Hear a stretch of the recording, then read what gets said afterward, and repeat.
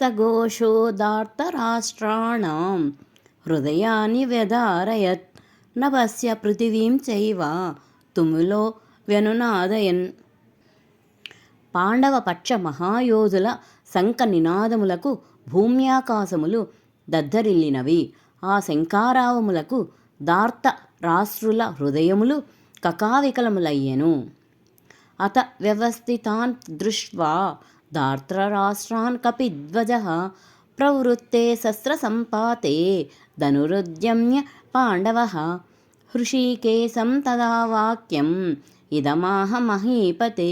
అర్జున ఉవాచ సేనయోరుభయోర్मध्ये రథం స్థాపయమేచ్యుత. ఓ ధృతరాష్ట్ర మహారాజా, పిమ్మట యుద్ధమునకై నడుము బిగించి సమర సన్నద్ధులైయున్న దార్త రాష్ట్రులను చూచి కపిధ్వజుడైన అర్జునుడు ధనస్సును పైకెత్తి శ్రీకృష్ణునితో ఇట్లనెను: ఓ అచ్యుత, నా రథమును ఉభయసేనల మధ్య నిలుపుము.